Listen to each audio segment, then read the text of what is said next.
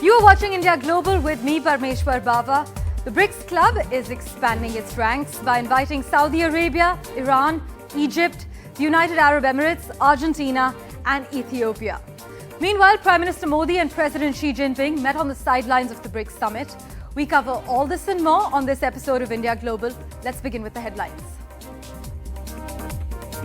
In a landmark decision, members of the BRICS, the Brazil, Russia, India, China and South Africa bloc have declared expansion of the grouping by welcoming 6 new countries into the fold. The Prime Minister declares in Johannesburg that India welcomes the expansion of BRICS through a consensus-based approach. Prime Minister Modi and President Xi Jinping meet on the sidelines of the BRICS summit. They agree to expeditiously de-escalate and disengage along the LAC. This meet stirs controversy after India rejects China's claim that the meeting was initiated by India. US President Joe Biden will be in New Delhi from the 7th of September till the 10th and will urge reforms to the International Monetary Fund and the World Bank at the G20 summit in Delhi, as per the White House.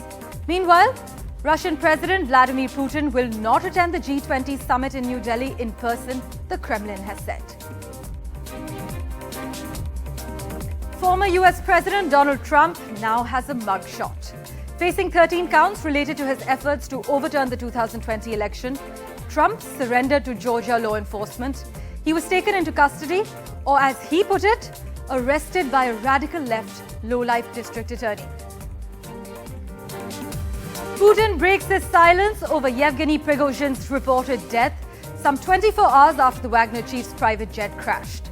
Russia's president stopped short of confirming the death, says the head of the mercenary group was a talented person who made serious mistakes in life.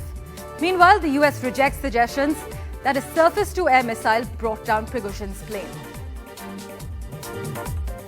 The moment that 1 billion Indians have been waiting for has finally arrived, with ISRO sharing the first selfies from the moon's surface of Indian robots Vikram and Pragyan.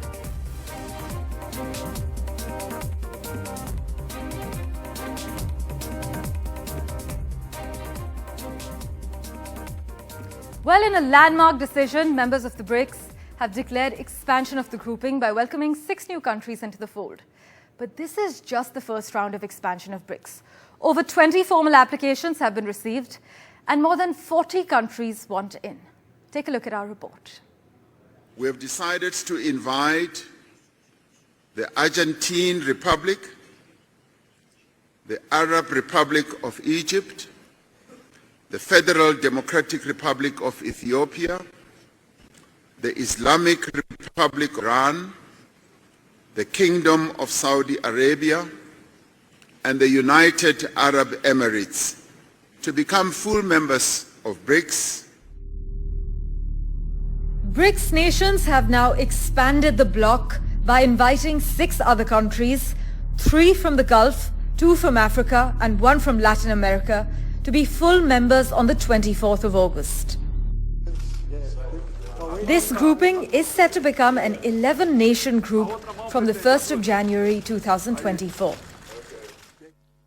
While India has played a key role in building consensus, this expansion is also a message to institutions like the United Nations.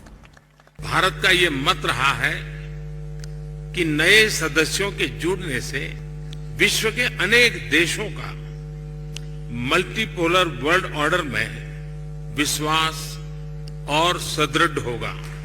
Bharat के इन सभी देशों के साथ बहुत ही गहरे संबंध हैं। इस बात का संदेश है कि विश्व के सभी इंस्टीट्यूशंस को बदलते समय की परिस्थितियों के अनुरूप ढलना चाहिए। ये एक ऐसी पहल है जो 20वीं सदी में स्थापित अन्य ग्लोबल इंस्टीट्यूशंस के रिफॉर्म के लिए एक मिसाल बन सकता है। But this is just the first round of expansion of BRICS. Over 20 formal applications have been received and more than 40 countries want in. A list of prospective members is expected to be shared with member countries very soon. Trade in local currencies with each other also dominated the agenda. The Johannesburg Declaration too says it awaits reports and feedback on this. It's tasked the finance ministers to report on payment instruments and platforms by the next summit.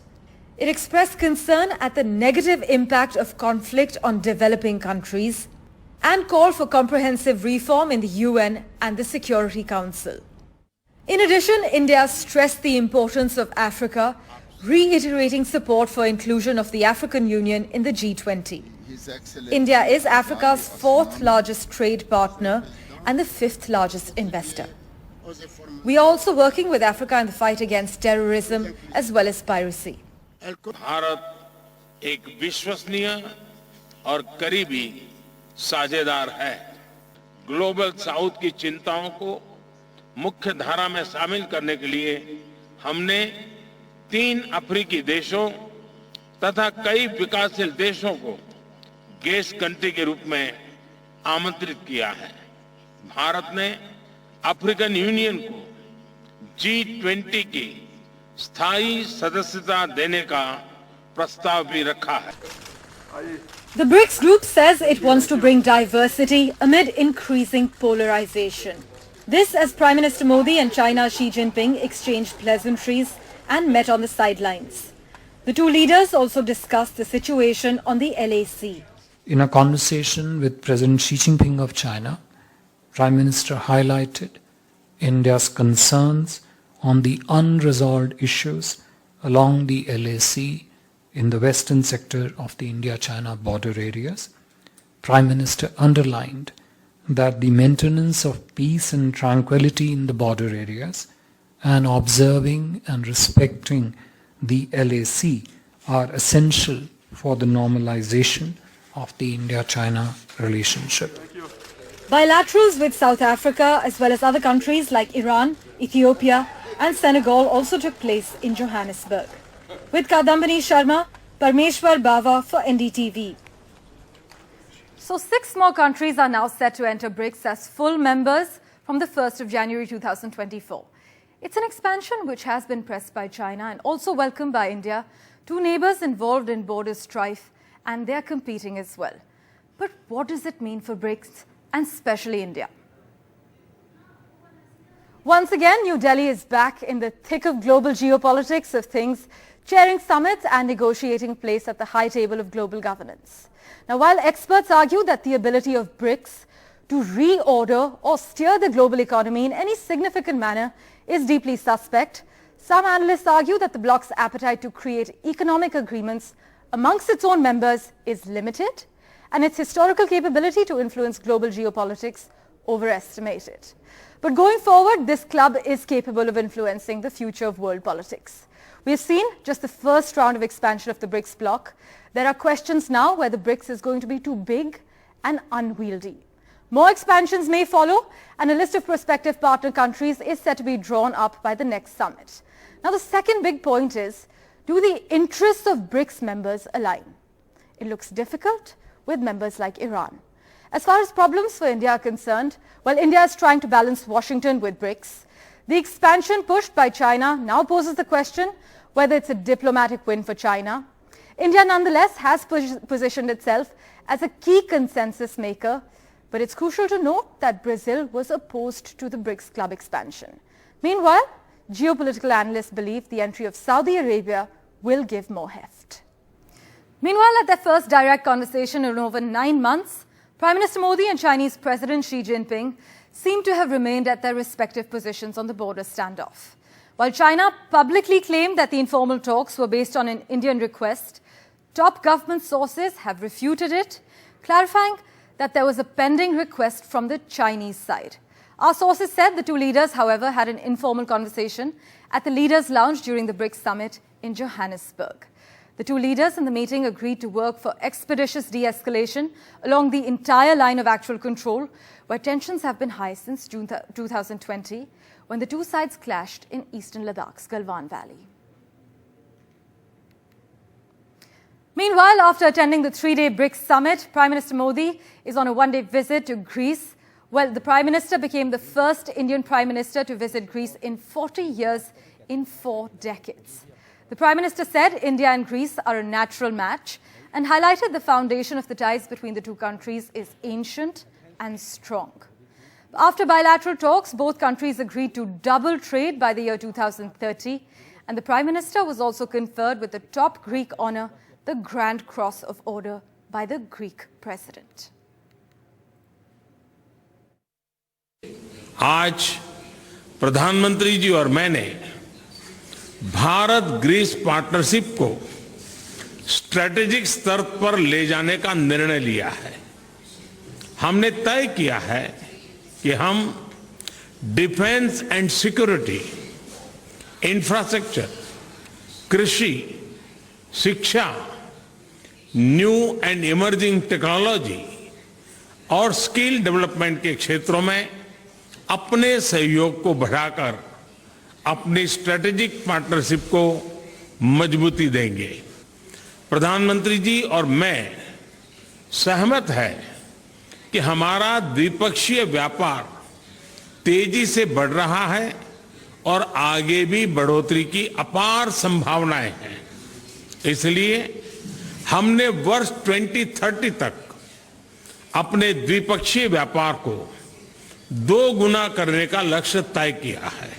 I realize that in recent years our relations have greatly improved, but and our high-level contacts have become more frequent. But there is a basis for a very wide range of cooperation in the fields of the economy, defense, and to culture and tourism, and from our cooperation in the agricultural sector after signing the memorandum until the joint defense against the climate change. Well, in other news, Russian President Vladimir Putin will not participate in the G20 Leaders Summit to be held in New Delhi on the 9th and 10th of September. This is what the press secretary to the Russian president has confirmed. Putin has remained absent from recent international summits. He did not attend last year's G20 summit in Bali and similarly stayed away from the 15th BRICS summit in person that has concluded in Johannesburg. Well, in other news, former US President Donald Trump now has a mugshot. Facing 13 counts related to his efforts to overturn the 2020 election, Trump surrendered to Georgia law enforcement. He was taken into custody, or as he put it on his social media platform, arrested by a radical left low-life district attorney.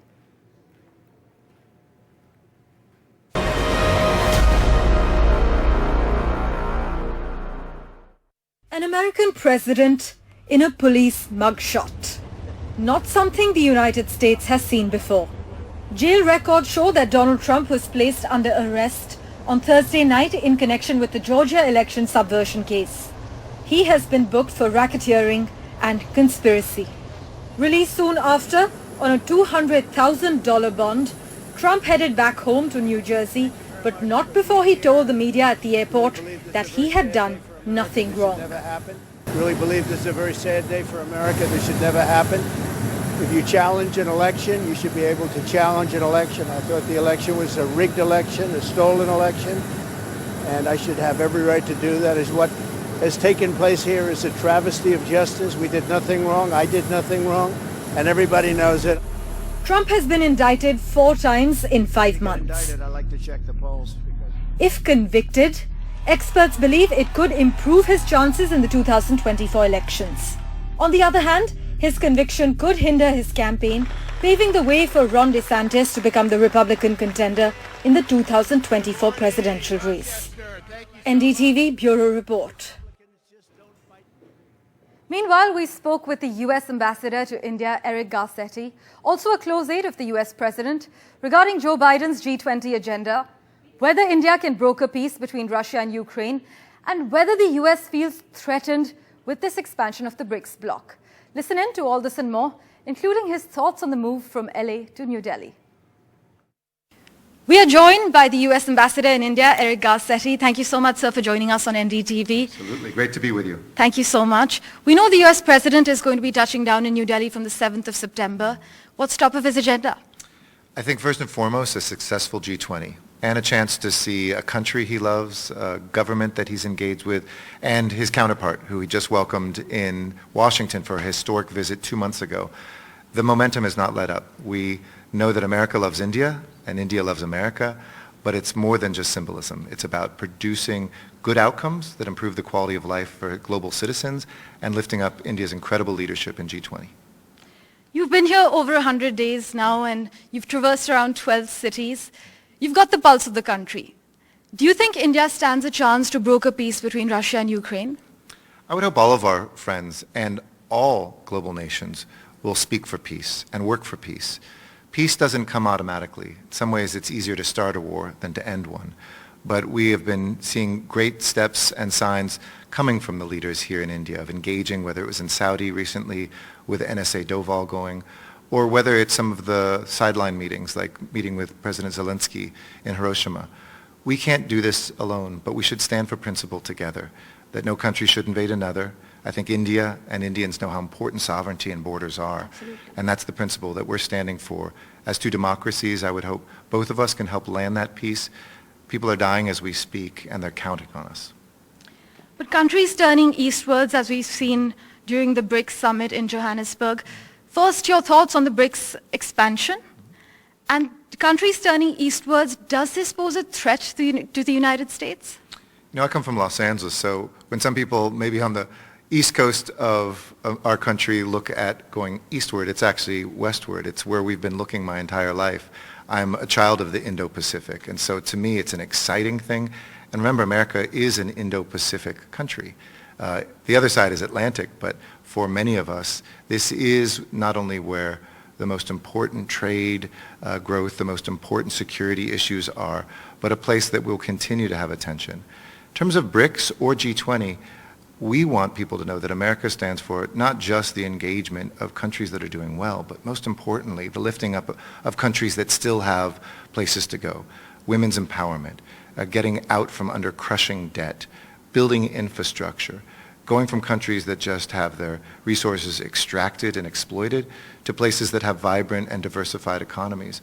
So I think we always welcome to the more voices that are there, but more than symbolism, it's about action. And coming back to G20, this is a chance for G7 countries and Global South countries to be together and to really say there's a lot less that separates us than you'd think.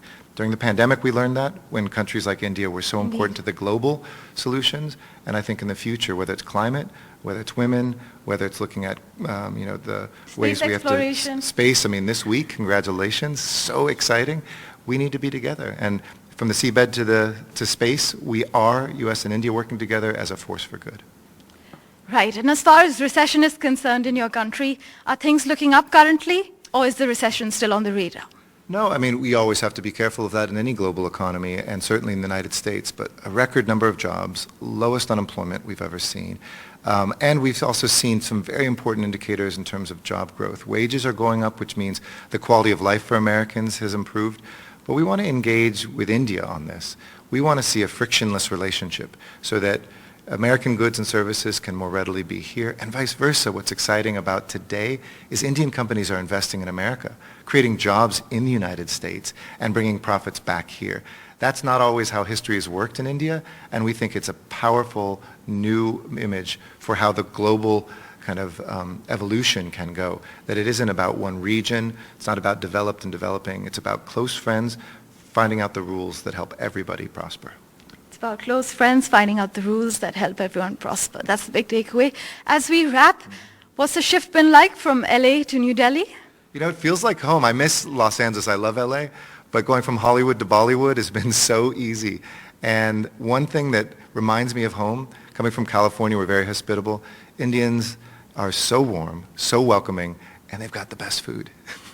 Well, we hope we don't let you down while you're here. Thank you so much, Mr. Garcetti, for joining us on NDTV. Thank you. Parmeshwar Bawa with Adam Siddiqui in New Delhi for NDTV. Let's turn our attention now to what's happening in Russia. Just 2 months ago, Wagner Group chief Yevgeny Prigozhin had led his militia in a mutiny against the Russian regime. Now, Prigozhin is believed to have been involved in a fatal plane crash, as per the Russian state media confirmation.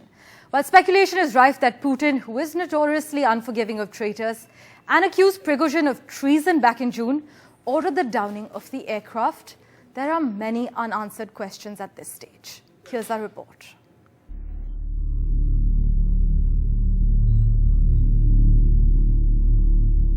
Yevgeny Prigozhin, the mercenary leader who led a short-lived mutiny against Russian President Vladimir Putin, has been reported dead in a plane crash. Russia's aviation agency has said that the Wagner Group chief was on board a private jet that crashed in the Tver region near Moscow, killing all 10 on board. No cause for the crash was announced, and the incident raised suspicions.